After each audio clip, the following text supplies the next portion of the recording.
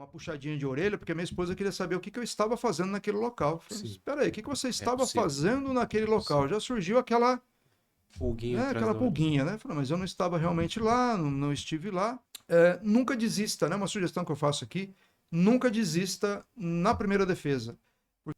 As informações que você está colocando com as informações do agente. Porque lembra da questão da fé pública? O Sim. agente tem a fé pública.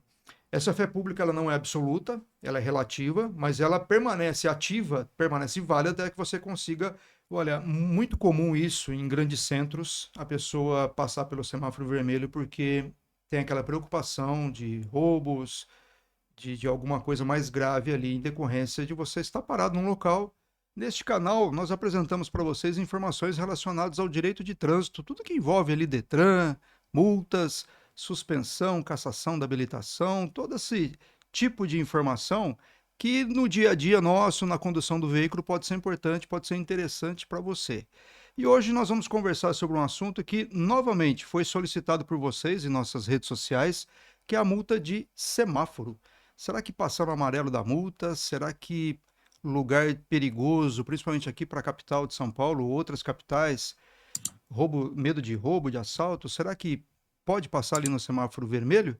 E a gente vai bater um papo sobre isso hoje. E para me ajudar aqui em umas perguntas e respostas, eu convidei meu amigo Davi Goldsweig.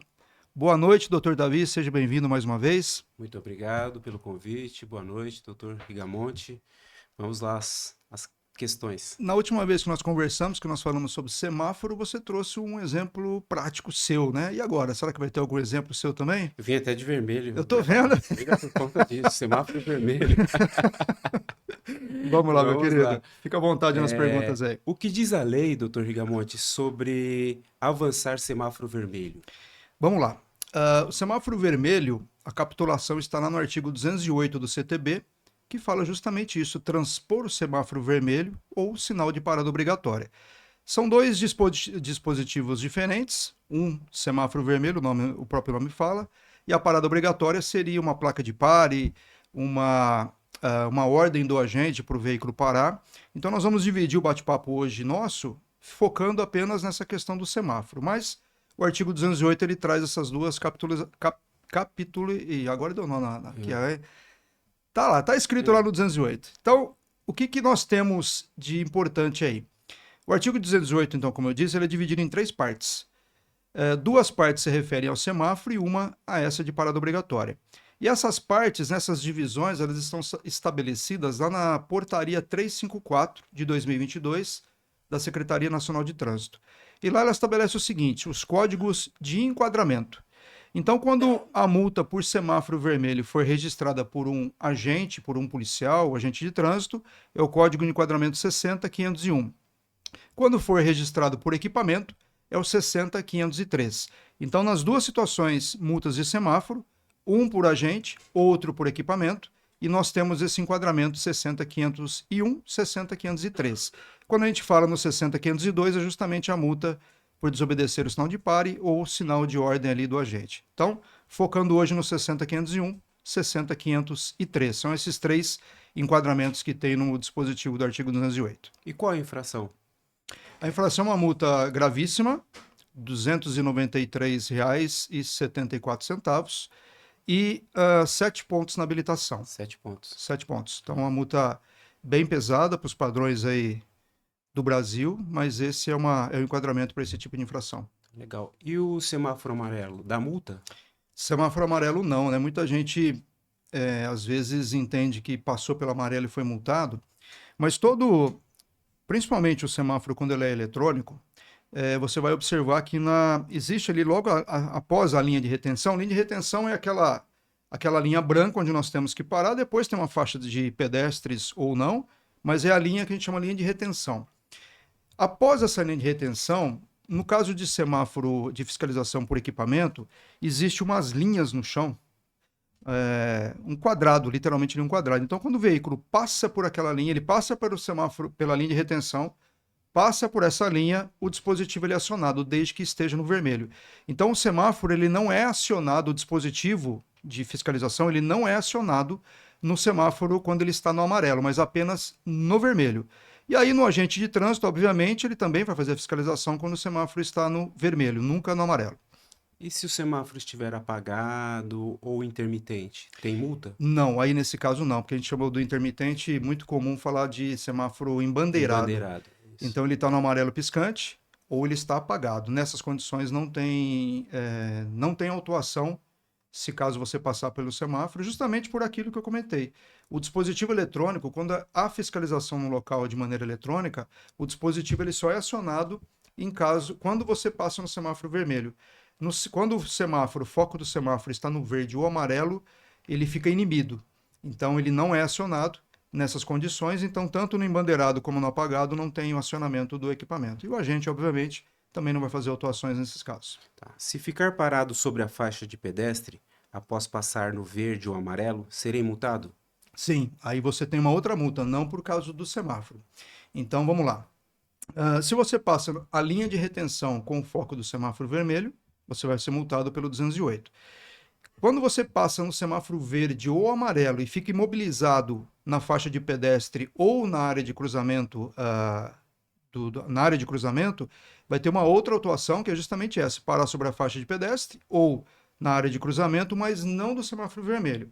Agora, se você passa no vermelho e por algum problema você não consegue seguir ali por conta do fluxo de veículos, por conta dos pedestres, e você fica parado, aí você pode ter uma segunda multa: parar sobre a faixa de pedestre ou na intersecção ali no cruzamento. Então você pode ter duas.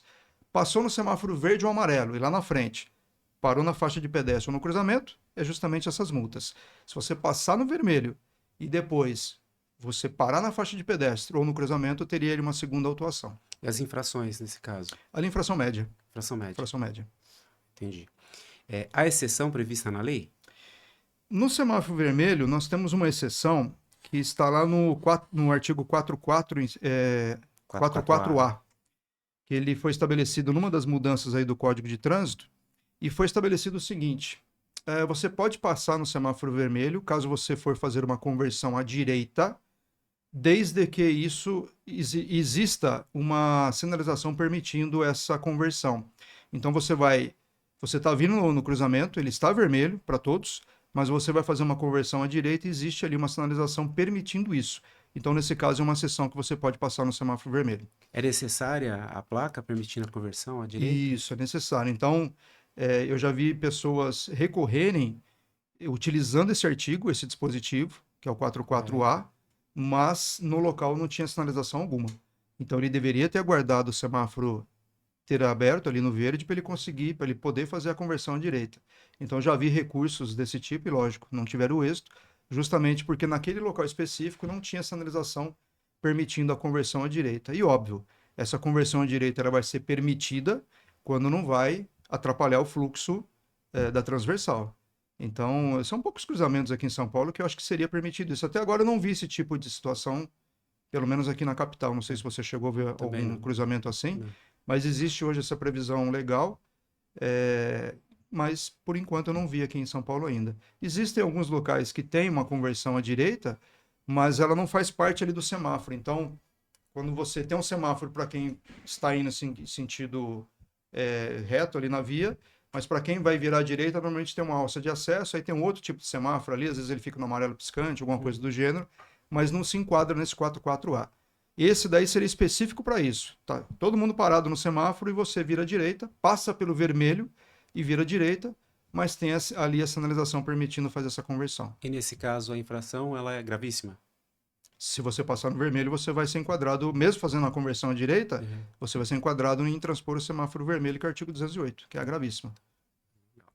O pedestre está atravessando e o sinal abre para os veículos. O que o condutor deve fazer?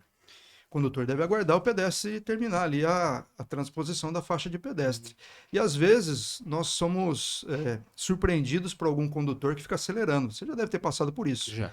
Você está atravessando a via, o semáforo está verde para você e o condutor fica acelerando o veículo como se estivesse tentando te acelerar a atravessar a via.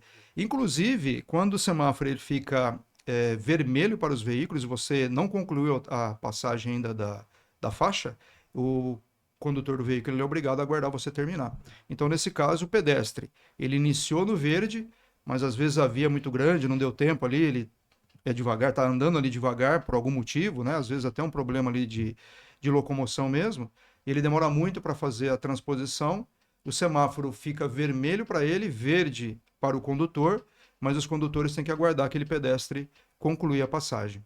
Inclusive já vi acidente, né? Com o pedestre acelerando o passo, uma senhora, ela tropeçou na faixa de pedestre, aí o pessoal ajudou ela a levantar porque o motociclista estava acelerando para ela Sim, ir sim. mais rápido, E né? às vezes isso até assusta o pedestre, porque você fica naquela, será que está verde? Será que o carro vai sair, É, que não vai?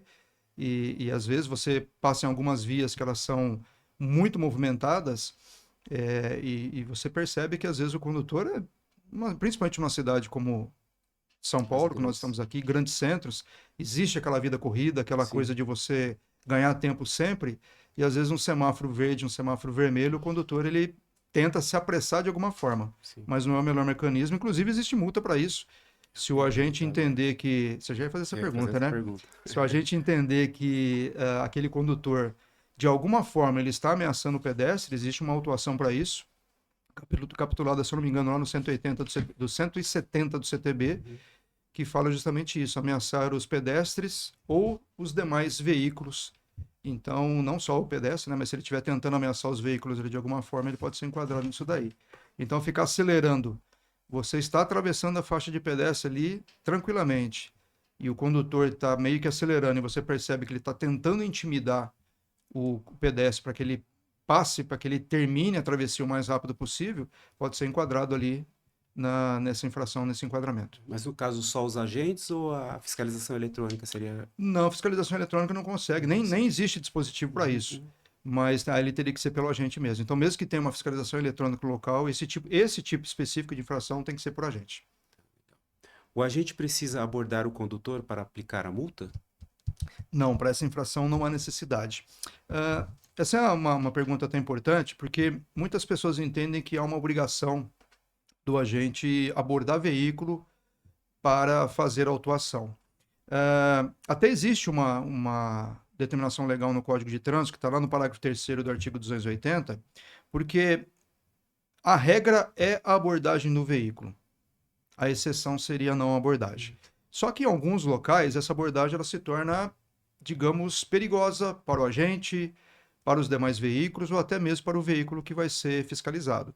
E aí, existe o Manual Brasileiro de Fiscalização, que ele foi aprovado pela Resolução 985 de 2022 do Conselho Nacional de Trânsito. E lá nessa resolução ela estabeleceu, está no manual, foi esclarecida essa questão da abordagem, da obrigação da abordagem. E lá ficou definido que realmente, se não houver segurança, se não houver condições seguras para que o agente faça a abordagem do veículo, é melhor realmente ele não abordar e faz a multa no que a gente chama de multa revelia, sem abordagem do veículo. E como que a gente sabe quando é obrigatória a abordagem? Porque em alguns tipos de infração, essa abordagem ela acaba sendo obrigatória. Por exemplo, a recusa ao teste do etilômetro ou teste positivo, por exemplo, é obrigado ali a abordagem do veículo. Nessa mesma resolução 985, o manual, junto com o manual, foram aprovadas as fichas de fiscalização. O que significa essas fichas? São informações sobre, para normatizar ali, para dar um procedimento, dar um norte para que o agente ele faça ali uma autuação de trânsito e também com algumas especificações. Por exemplo, se é possível a multa com ou sem abordagem. E aí nessa ficha tem especificação. Para essa multa específica do 208, por agente ou por equipamento, por óbvio, o equipamento não vai abordar ninguém, mas quando for por agente, ele também não é obrigado a fazer a abordagem. Se pede tanto, né, para que, digamos, se tenha ali uma questão de educação, nada melhor do que abordar o veículo no momento que ele comete a infração, até para fins educacionais. Porque você comete uma infração hoje e recebe uma notificação daqui 15, 20, 30 dias.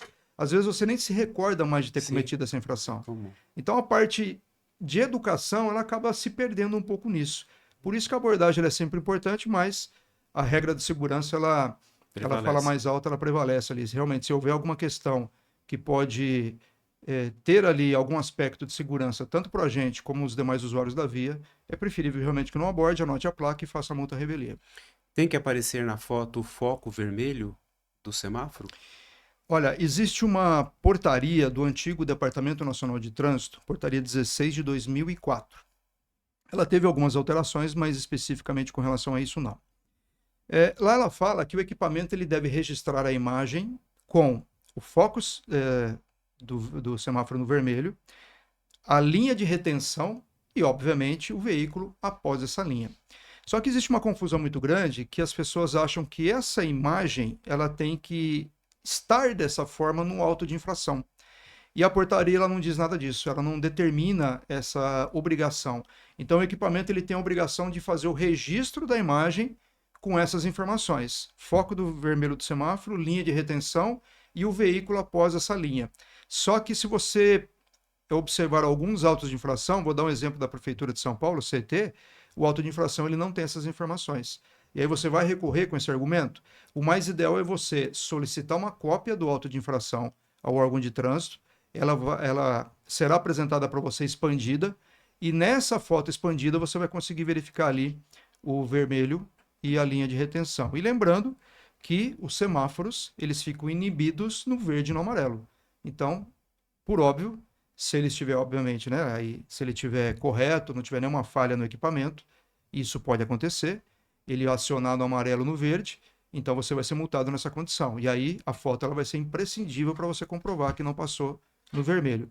Mas são raríssimos casos em que isso acontece. Eu vi um caso um tempo atrás no município aqui perto de São Paulo, se não me engano, Diadema, em que teve um erro no equipamento e esse erro no equipamento deixou o radar acionado infinitamente. Então todos os veículos que passavam pelo local, no verde, no amarelo, no vermelho, o equipamento registrava informação, e aí na época foram canceladas todas as autuações geradas por aquele equipamento naquele período em que se identificou que ele estava com erro, e justamente foi identificado nisso.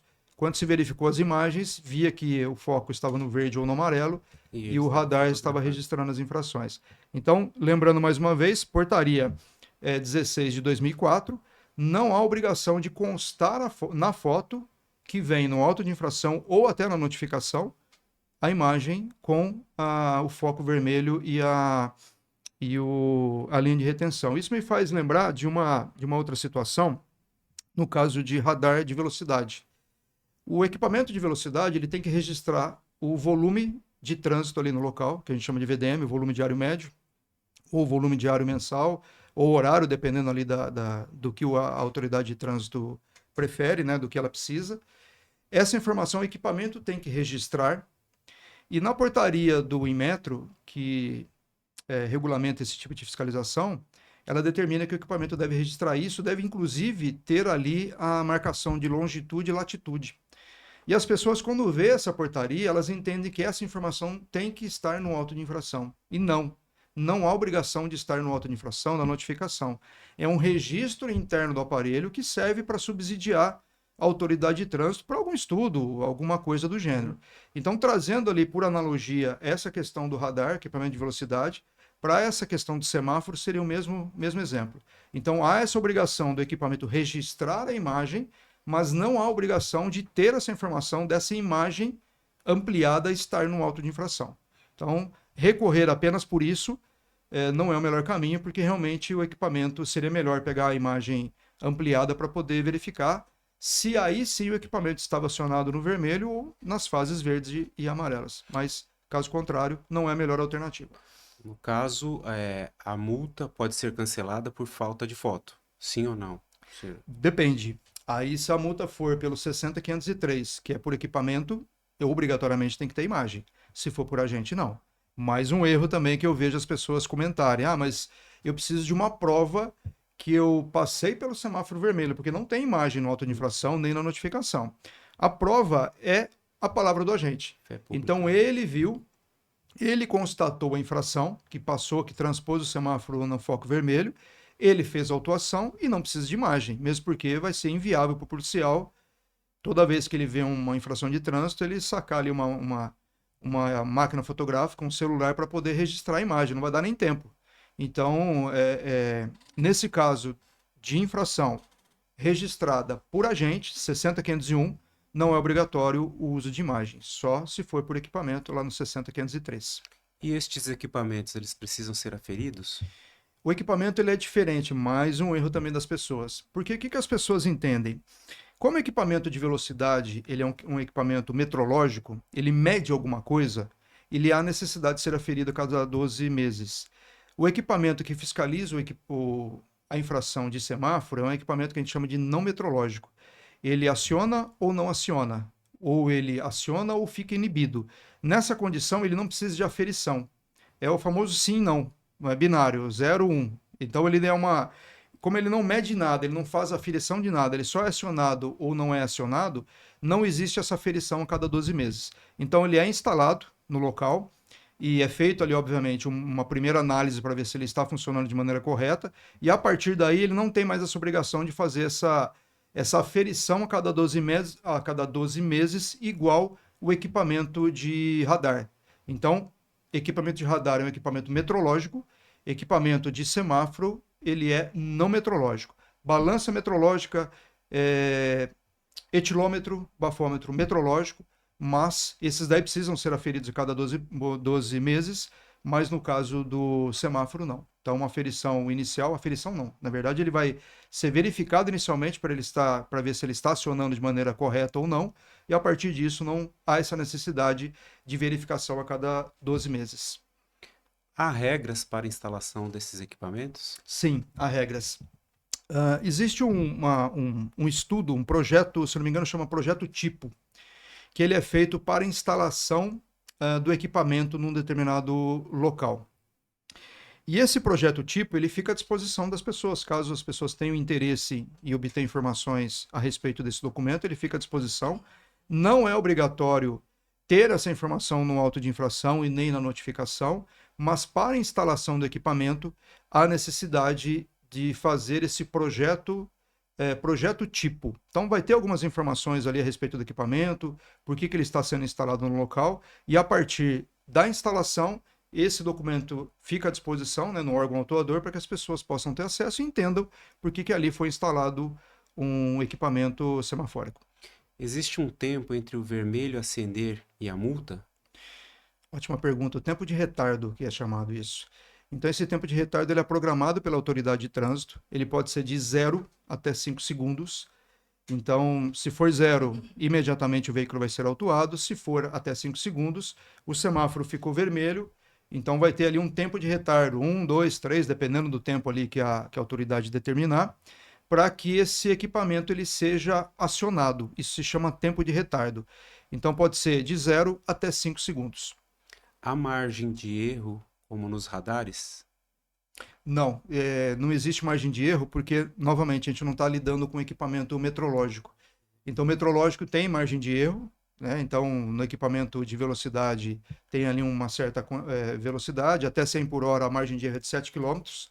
E no etilômetro também, no caso do teste do etilômetro, do bafômetro, tem a margem de erro também de até 0,04. Até não, 0,04. Como nós não estamos lidando com equipamento metrológico, ele é um equipamento não metrológico, então não existe essa margem de erro e também essa questão do tempo de retardo. Então não se pode utilizar esse tempo de retardo para, digamos, seria ali a margem de erro. Ele colocou como tempo de retardo 1 segundo, 2, 3, com margem de erro, não. Isso não é entendido como margem de erro. É justamente o entendimento que a autoridade teve de que ali, mesmo com o acionamento do semáforo, é permitindo ainda passar com 1, 2 segundos, 3 até 5 segundos, sem que a multa seja registrada pelo equipamento, sem que o equipamento seja acionado, inclusive. Avançar o sinal vermelho pode suspender a CNH automaticamente? Multas autossuspensivas são aquelas que geram a suspensão da habilitação sem necessidade de soma dos pontos com outras infrações. Então, por exemplo, excesso de velocidade acima de 50%, a multa do etilômetro, recusa o teste positivo, elas suspendem a habilitação de maneira não automática, porque sempre vai ter o direito de defesa, mas ela suspende a habilitação que a gente chama sozinha, não precisa de outras infrações para que a habilitação possa ser suspensa. Então vai ser dado ali o direito de defesa para o cidadão, mas ele pode ter habilitação suspensa. Essa multa do semáforo, por mais que ela seja gravíssima, ela não suspende a habilitação de maneira automática. Então vai ser necessário juntar pontos com outras infrações e é uma multa gravíssima, 7 pontos, para que só então a habilitação seja suspensa. Então a gente entra dentro daquele critério, 40 pontos, 30 pontos ou 20, quando eu sei quando que eu me encaixo dentro de um ou outro. Por essa ser uma multa gravíssima, como é que funciona aí a contagem dos pontos? Eu não sei se você ia fazer essa pergunta, mas já vamos liquidar aí o assunto. Quando que o limite é 39 pontos? Quando eu só tenho multas leves, médias ou graves, 3, 4 e 5 pontos. Só tenho isso, não tenho nenhuma infração gravíssima. Então, meu limite é de 39 pontos. Com 40, a minha habilitação pode ser suspensa. Quando o limite é de 29 pontos, quando eu tenho uma infração gravíssima. Então, se eu tenho uma infração de semáforo, eu posso ter no máximo 29 pontos, porque se eu tiver 30, o processo é instaurado. E o limite ele é de 19 pontos, com 20 instaura o processo, caso eu tenha duas ou mais infrações gravíssimas. Então, trazendo esse exemplo, se eu tiver uma multa de semáforo e uma multa de celular, duas gravíssimas, o meu limite ele é 19 pontos. Se eu tiver uma única multa gravíssima, o meu limite é 29. Se eu não tiver nenhuma multa gravíssima, o meu limite é 39 pontos. Então, lembrando, com 40 instaura o processo, com 30 instaura ou com 20 instaura o processo e depende da gravidade das infrações. Ok.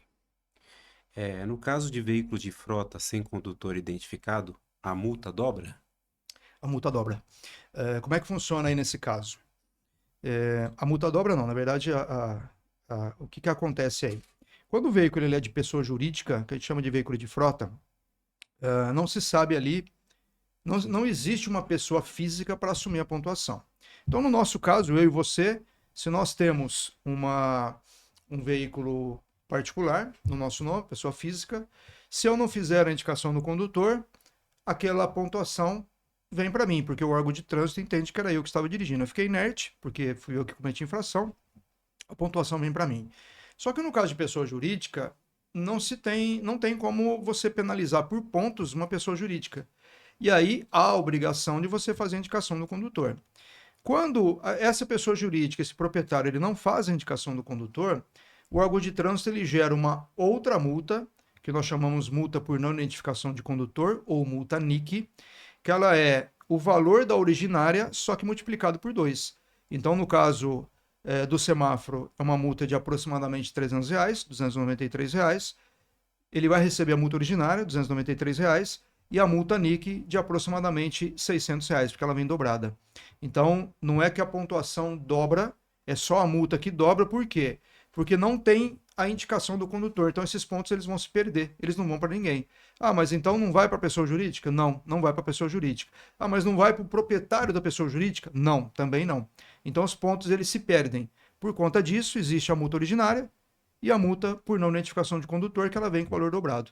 Então, resumindo, seria como se você estivesse pagando a multa do semáforo 3 vezes. A multa originária e a multa que vem dobrado depois. E reincidência tem penalidades diferentes? Não, não tem para essa multa não. Então, a única coisa que vai acontecer, você vai receber uma outra multa de R$ 293 e vai receber mais 7 pontos. Aí o único problema vai ser a questão da soma dos pontos que eu comentei contigo agora há pouco. Ao invés do limite da habilitação dele ser de 29 pontos por conta de uma infração gravíssima, agora ele tem duas. O limite caiu para 19. Mais uma, e ele pode ter um problema ali com um processo de suspensão. Eu vou até te dar um exemplo do que pode acontecer. Imagine que você tomou uma multa de semáforo, tomou outra multa de semáforo dentro do período de 12 meses e seu veículo está sem licenciar. E você anda pela cidade porque dificilmente alguém te aborda, você anda por alguns locais que você sabe que não tem fiscalização, só que nesse local que você passa tem um equipamento ali que está medindo alguma coisa, ou é um equipamento não metrológico. E ele pode registrar, desde que ele seja calibrado para isso, ele pode registrar que seu veículo está sem licenciamento, sem abordagem. Ou seja, você tem uma multa de semáforo, uma outra multa de semáforo, duas, e aí tem uma terceira multa de licenciamento vencido, que é uma multa gravíssima também, 7 pontos. Sua habilitação vai ser suspensa porque você atingiu 21 pontos. Então não há nenhum risco, aliás, nenhuma gravidade adicional por você ter duas multas de semáforo, né? Ela não vai dobrar se você for pessoa física, mas você pode ter esse problema de ter duas multas gravíssimas, 7 pontos cada uma, e a partir daí aquele prazo, aquele cômputo de pontos que você tinha, que seria de 29, ele passa a ser de 19. Muito arriscado, qualquer multa ali você pode ter habilitação suspensa. O único risco seria esse. A reincidência agrava a pena? Não, também não. Você vai ter uma multa de 293 e outra multa de 293, da mesma forma os pontos. 7 pontos na primeira, 7 pontos na segunda. Não tem nenhum um agravamento maior pela reincidência. PPD, permissão para dirigir. Pode cometer essa infração? Então, a permissão para dirigir, ela tem um aspecto peculiar que é o seguinte. Você só pode, quando você tem a permissão, você só pode ter infrações leves ou uma, no máximo, infração média. Se você tem uma infração gravíssima ou uma infração grave ou ser reincidente em uma infração média, dentro do período de 12 meses da permissão, você vai perder a permissão, vai ter que reiniciar todo o processo de novo. O que significa isso? Começar a habilitação do zero. Então, aquela permissão, ela vai vencer em algum momento, você perde essa permissão e tem que reiniciar todo o processo de habilitação novamente.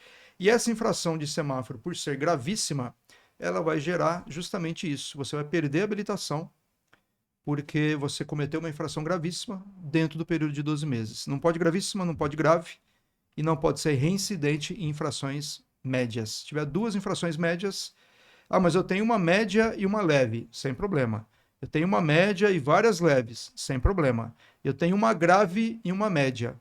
A grave vai fazer com que você tenha o prejuízo ali de reiniciar todo o processo de habilitação novamente. Então, essa multa semáforo, por ser gravíssima, ela vai fazer com que você também tenha que reiniciar o processo de habilitação. Então, espera ali vencer a habilitação, venceu, reinicia o processo tudo de novo. Tudo novamente, aulas práticas, aulas teóricas, provas, tudo novamente. Pergunta da produção. Vamos lá, produção.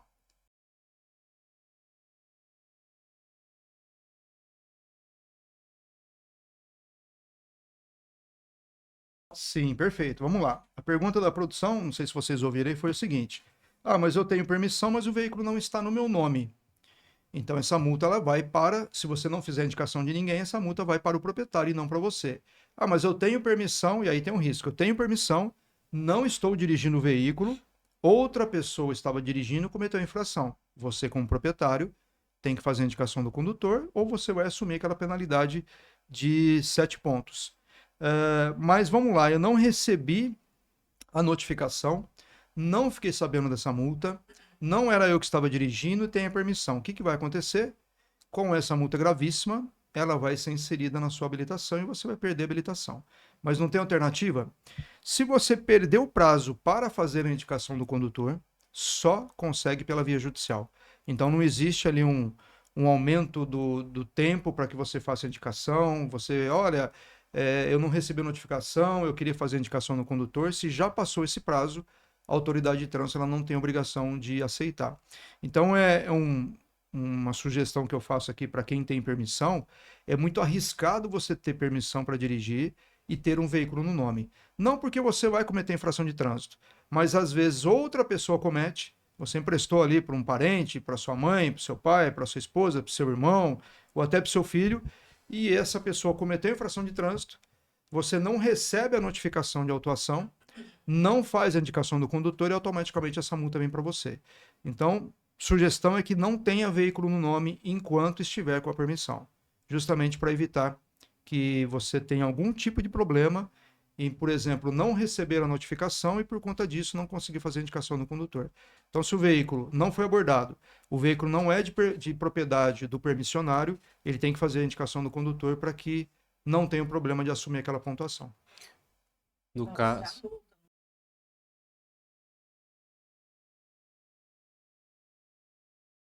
Se a multa, o veículo é de propriedade do permissionário e não era ele que estava dirigindo, tem que fazer a indicação do condutor. No caso, é possível recorrer da multa? É possível recorrer, aí tem alguns critérios para isso. Primeira coisa que a gente sempre fala, obter cópia do auto de infração. Porque às vezes as pessoas recorrem equivocadamente com base apenas na notificação de autuação. E às vezes o auto de infração ele tem algumas informações adicionais que não constam na notificação. Então, primeiro, obter a cópia desse auto de infração para fazer uma análise prévia e a partir desse documento, buscar informações na documentação, na legislação afeta esse tipo de documento de infração, para que você possa verificar se teve algum erro de preenchimento do auto de infração que possa ser utilizado como defesa.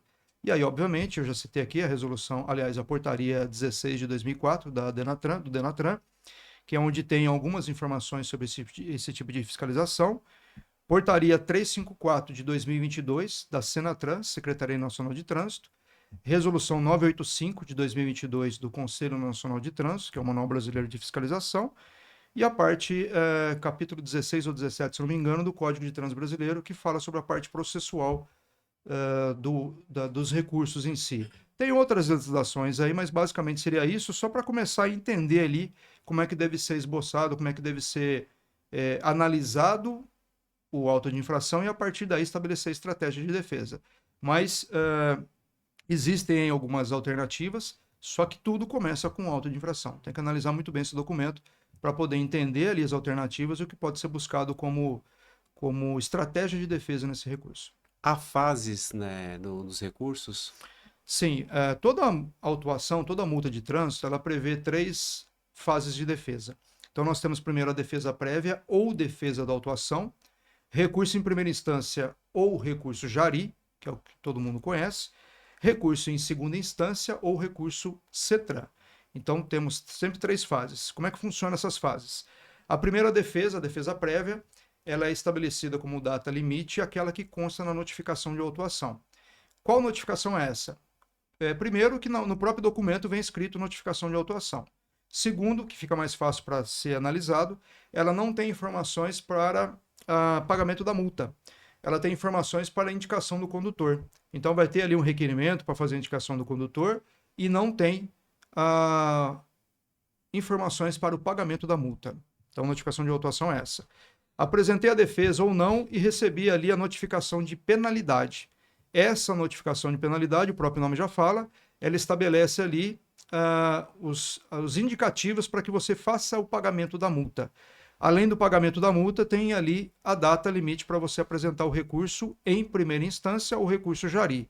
Apresentei o recurso, você, proprietário, vai receber a notificação de decisão, onde ela apresenta prazo limite para que você apresente o recurso em segunda instância ou recurso CETRAN. Então, 3 fases de defesa, e esse nosso exemplo aqui serve para qualquer multa de trânsito, sempre 3 fases. E, neste caso, quais recursos ou quais argumentos, de defesa são aceitos? Bom, o que nós temos que ter em mente aí quando a gente vai estabelecer uma estratégia de defesa? Como eu te falei agora há pouco, primeiro tem que obter a cópia do auto de infração para verificar quem foi que registrou quem que detectou essa infração, se foi agente de trânsito ou se foi por equipamento. Normalmente é fácil de distinguir quando você vê a imagem do veículo. Então tem imagem, a gente sabe que foi por equipamento. Não tem imagem, nós sabemos que foi por agente de trânsito. Primeira observação que deve ser feita é o código de enquadramento. 60.501 para o agente, 60.503 para o equipamento. E aqui tem que ter um pouco de atenção, porque como existe o enquadramento 60.502, que ele é ali por desobedecer a ordem do agente ou o sinal de parada obrigatória, às vezes o agente, eu já vi casos assim, do agente enquadrar no 60.502 e ele colocar no campo observação semáforo vermelho. Então ele errou o enquadramento. E ali é fácil para você, digamos, vencer esse processo, porque ou você passou o semáforo vermelho ou você desobedeceu uma placa de pare, e nunca os dois ao mesmo tempo. Então tem ali um erro de enquadramento que pode ser explorado na defesa. Outras questões que podem ser exploradas, e aí fazendo uma abrangência um pouco maior no auto de infração, todo auto de infração tem que ter a placa, a marca e a espécie do veículo. Passageiro, carga, então não faça recurso porque o seu veículo, aliás, porque o auto de infração não tem anotação do modelo e da cor do seu veículo, porque são só essas informações que são necessárias. Placa, marca e espécie. Depois a gente passa para o local. Eu já vi locais, aliás, eu já vi autos de infração em que é um cruzamento, mas o agente de trânsito ele anotou o cruzamento errado. Então, nesse cruzamento aqui nós temos um semáforo, no outro cruzamento uma placa de pare. Então, ele fez de semáforo só que no cruzamento errado. E, obviamente, lá na frente não era o 60.501, era o 60.502, ou vice-versa. Então, eu já vi esse tipo de infração também. Não é comum, mas é algo que deve ser observado. E aí, qual que é a sugestão da pessoa? Se é um local que ela já conhece, ela passa pelo local com frequência, ela vai lembrar que existe um semáforo. Se ela não conhece, buscar auxílio aí aos programas de Google da vida, né, Google Maps, que vai trazer para você, você vai conseguir observar ali se existe um equipamento naquele local, se existe um semáforo naquele local e se realmente aquela autuação naquele local era possível. Uma outra coisa que pode ser observada é o horário da infração. Alguns equipamentos no período noturno, após as 23, após a 0 hora até as 5 da manhã mais ou menos, ele fica no amarelo piscante ou embandeirado. Nessa situação não existe infração. Então, se foi por agente de trânsito e você consegue ali demonstrar que o equipamento naquele horário ele não fica no vermelho, é outra tese que você pode observar também. Então, de maneira resumida, seria isso, mas é muito importante que as pessoas leiam a portaria 354 de 2022 da Senatran, porque tem lá um dos anexos, ele apresenta quais são as informações de preenchimento obrigatório no auto de infração, e a resolução 985 de 2022 do CONTRAN, que aprova o Manual Brasileiro de Fiscalização. Tem muita informação ali que deve ser observada para se estabelecer as informações que constam no auto de infração e, a partir daí, verificar qual vai ser a estratégia de defesa adotada naquele caso. Recorrer por risco à integridade física é viável? Olha, muito comum isso em grandes centros, a pessoa passar pelo semáforo vermelho porque tem aquela preocupação de roubos, de alguma coisa mais grave ali em decorrência de você estar parado num local, ser um local de repente mal iluminado e às vezes você até conhece ali. Não é uma tese que deve ser explorada no recurso, porque o que acontece? A não ser que, e aí digamos, uma presunção que eu faço, tá? A não ser que o julgador conheça o local e ele entenda que realmente aquele local é perigoso. Pode ser que a partir daí você tenha sucesso no seu recurso. Pode ser. Por que pode ser? Porque entre o seu direito particular de ter ali uma questão de segurança, existe um outro direito também, que é o da coletividade de ter um trânsito seguro. Então, isso é pesado no momento do julgamento. E normalmente esse tipo de tese não tem sucesso. A não ser que você junte ao processo que realmente houve uma tentativa de roubo ali e você anexe a cópia de um boletim de ocorrência, porque houve realmente uma tentativa de agressão, alguma coisa, e você traga subsídios para que o julgador entenda que realmente aquela passagem pelo semáforo vermelho ela foi relevante. Então traga isso para o processo. Simplesmente alegar, olha, o local é perigoso, o local é isso ou é aquilo, normalmente não traz sucesso no recurso. Porque se assim o fosse, qualquer cruzamento de São Paulo, ele pode ser, sob o seu ponto de vista, perigoso, para mim não, ou vice-versa, e aí a gente vai entrar num cenário que à noite ninguém vai respeitar semáforo por conta disso. Então, normalmente esse tipo de tese ela não é aceita. Se você não trouxer para o processo documentos que possam comprovar aquilo que você alega, principalmente boletim de ocorrência. Se houver erro de anotação da placa ou local da infração, a defesa pode prosperar? Aí nós passamos naquela questão que eu já comentei agora há pouco. Se a placa foi anotada errada, a multa não virá nem para você, ela vai para outro veículo. Então, imagina que você tem um Volkswagen Gol e você observa o seu auto de infração está anotado um Fiat Palio, por exemplo. Óbvio que houve erro de anotação de placa. Então, a multa não vem nem para você, ela vai para outra pessoa. E esse outro proprietário ele vai recorrer justamente isso. E aí eu vou trazer um caso prático, um caso meu, que eu fui autuado com meu carro numa avenida aqui de São Paulo por estacionamento. E eu nunca estive, pelo menos não me recordo de estar naquele local, principalmente na época da autuação. Quando eu abri a notificação da autuação, perfeito. Estava lá meu carro, não lembro qual era o carro na época, mas eu vou trazer aqui um exemplo que seria também um Volkswagen Gol. E fiquei até estranho calculando quando que eu estive lá, não lembro de ter parado lá, estacionamento local proibido. E aí eu fui atrás do documento primordial para se analisar, o auto de infração.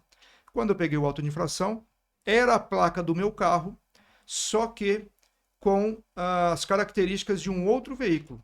Então, meu carro era um Volkswagen Gol e veio lá como um Ford Fusion, por exemplo. Então, não era meu veículo. E aí foi fácil de recorrer e vencer, e eu acho que se encaixa muito bem nessa pergunta que você fez, porque é um exemplo prático que aconteceu comigo. Então, quando eu recebi a notificação, e quando você recebe a notificação de autuação de penalidade, você vai observar que ela é perfeita. Ela tem a placa do seu carro, tem lá as características, ou seja, em tese foi o seu carro, a não ser que seja uma multa por equipamento.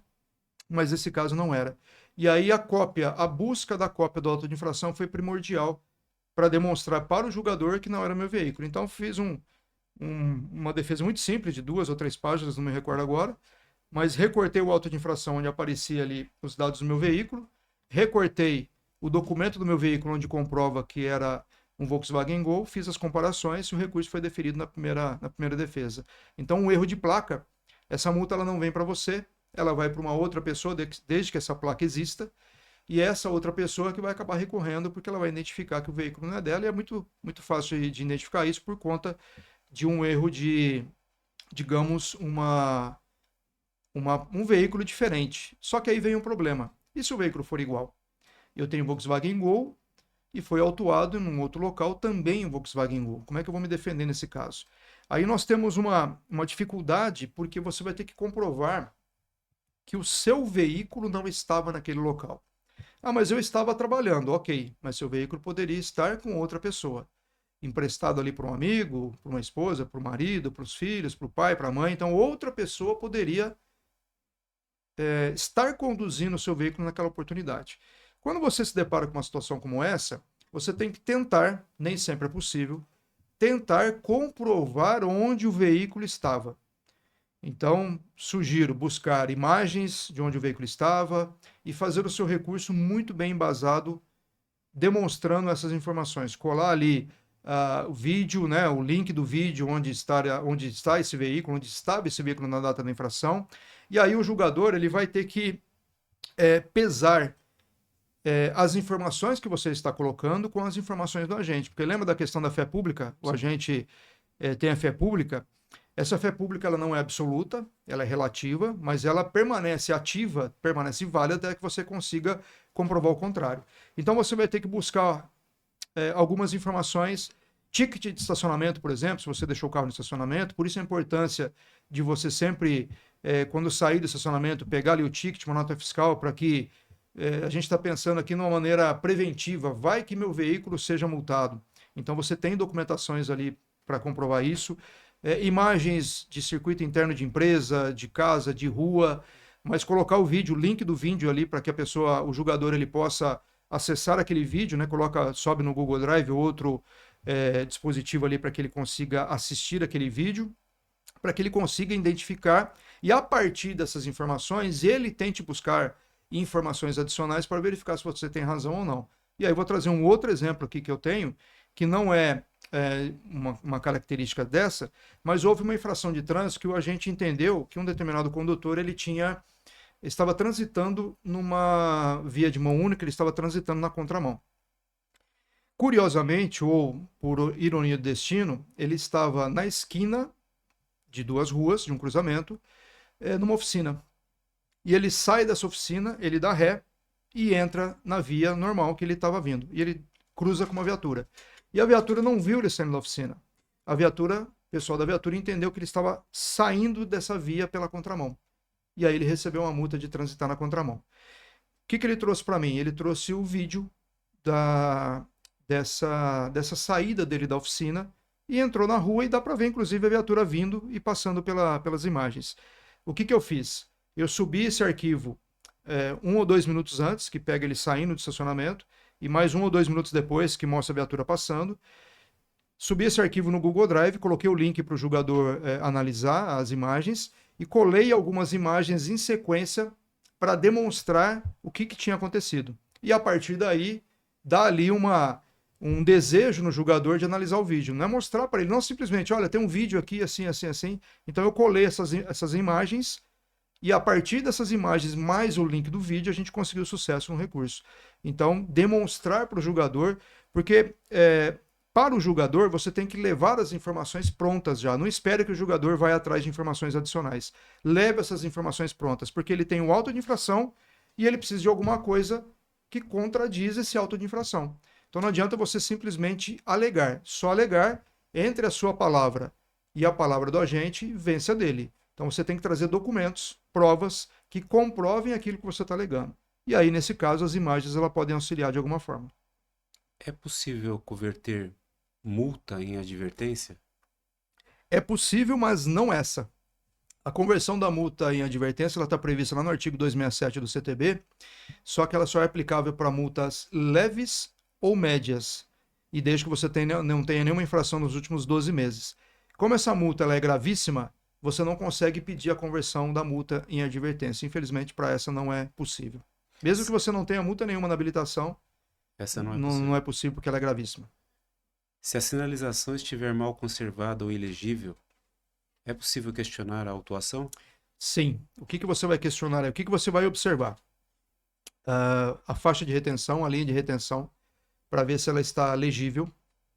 Se o semáforo ele não está obstruído por outras sinalizações ou por vegetação, árvores, por exemplo. Se essa sinalização óbvia, né, da linha de retenção, ela não está legível, você pode elaborar o seu recurso com base justamente nisso. Porque o artigo 90 do CTB ele estabelece que não deve haver fiscalização, não deve haver autuação se a sinalização estiver deficiente.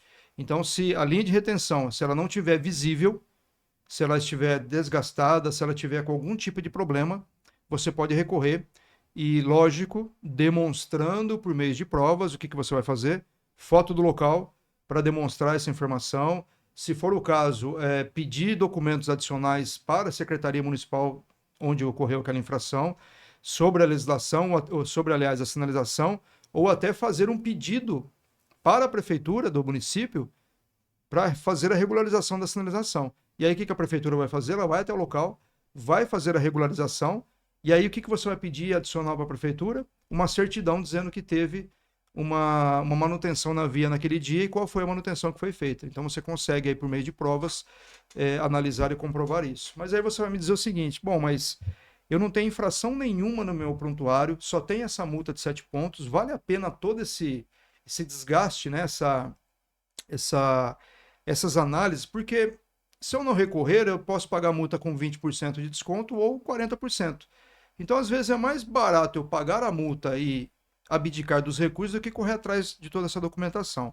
Mas vamos imaginar que seja um permissionário que esteja com a habilitação, permissão, e essa multa vai gerar ali o cancelamento da permissão. Vale a pena ou não vale a pena? A pessoa está com a habilitação suspensa, não estava dirigindo, teve essa multa, não conseguiu fazer a indicação do condutor, perdeu o prazo, vale a pena ou não ir atrás de documentação? Então, eu sempre falo que o recurso de multa ele é um procedimento que é um trabalho de estratégia e é um trabalho que você... é um procedimento que dá trabalho.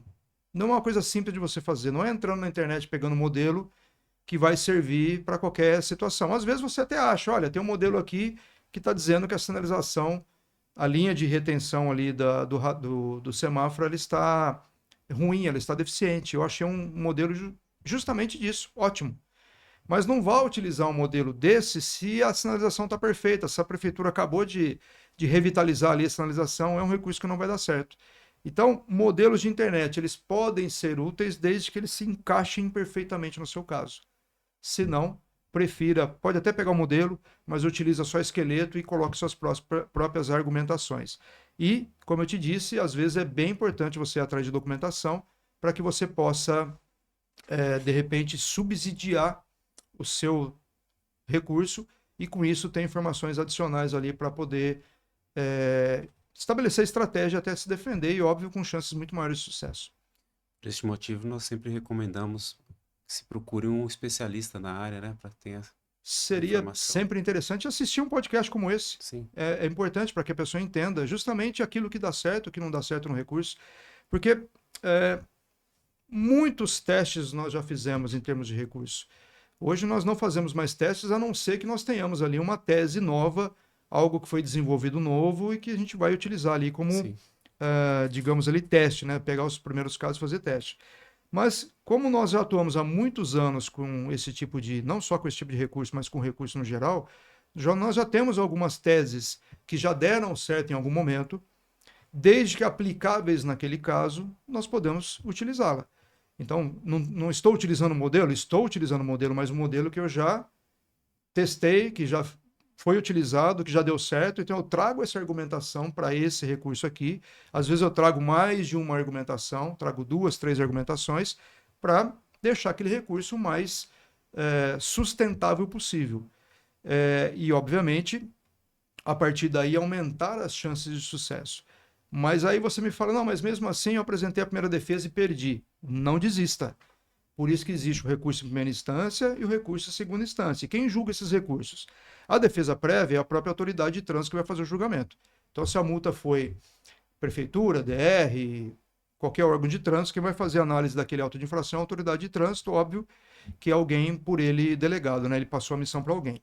Quando você faz o recurso para Jari, são 3 pessoas que fazem a análise do julgamento. Então, um relator e outras 2 pessoas que vão fazer o julgamento junto ali contigo. Nessas 3 pessoas, nós temos um representante do órgão, um representante da sociedade civil, com conhecimento de trânsito, e um representante de alguma entidade de classe, por exemplo, um representante dos taxistas. São 3 pessoas com experiências diferentes que vão fazer análise do seu processo, do seu recurso. O relator e as outras 2 pessoas. Quando nós vamos para o CETRAN, nós temos ali 54 pessoas que podem fazer o seu julgamento. E como é que funciona o julgamento no CETRAN? É repassado esse processo para um relator, ele vai analisar o seu recurso, vai relatar o seu recurso em uma sessão do conselho e todos vão a favor ou contra aquele relatório, aquela relatoria. E ali você pode, óbvio, perder ou vencer naquele processo. Então, nunca desista, né? Uma sugestão que eu faço aqui, nunca desista na primeira defesa, porque foi uma única pessoa que fez o julgamento, pode ser que ela não fez a análise correta do seu recurso, explore novamente essa defesa no recurso em primeira instância e assim sucessivamente. Eu sempre falo que conforme as fases vão passando, o recurso ele vai ficando mais encorpado, porque eu pego aquele julgamento, o que foi que aconteceu naquele julgamento, se teve algum erro, eu trago para o processo e jogo essa, digamos, essa batata quente para o próximo julgador. Falei, olha, o julgamento anterior eu aleguei A, B e C, o julgador julgou A, B e esqueceu do C. Então houve uma falha de julgamento ali. E eu levo isso para a próxima fase. E assim, sucessivamente. Sempre pensando da seguinte forma: eu apresento o recurso para vencer, mas eu conto com a possibilidade da derrota. E nessa condição, o que eu vou fazer na próxima fase? Quais argumentos que eu vou apresentar na próxima fase? Então já tenho que ter isso em mente para que o próximo recurso eu tenha ali subsídios, eu já tenho alguma coisa para ser apresentado como tese principal e a tese acessória é algo que eu aproveite do recurso anterior. E doutor Rigamonti, quais as suas recomendações finais para quem recebeu multa por transpor o semáforo no vermelho? Bom, eu já fiz algumas ponderações aqui com relação às análises das legislações.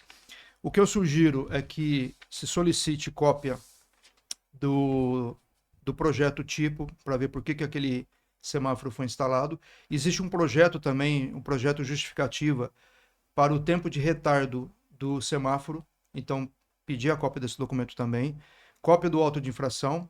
Lembrando que esse equipamento, por ser não metrológico, ele não tem necessidade de ser aferido pelo Inmetro a cada 12 meses, conforme nós comentamos. Então, não adianta solicitar ali cópia de aferição do equipamento, porque não existe.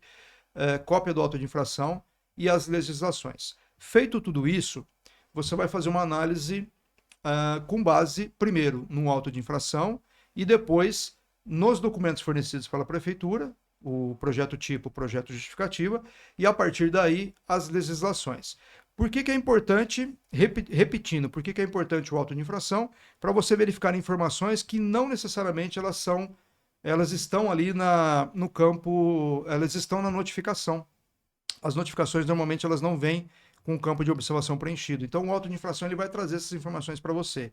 E a importância do auto de infração é o exemplo que eu dei, exemplo prático meu inclusive, que só com o auto de infração eu consegui identificar que não era o meu veículo que estava naquele local, era um outro veículo, né? Inclusive naquela oportunidade eu tive uma puxadinha de orelha, porque minha esposa queria saber o que eu estava fazendo naquele local. Falei, espera aí, o que você estava fazendo naquele local? Já surgiu aquela pulguinha, aquela pulguinha, né? Falei, mas eu não estava realmente lá, não estive lá.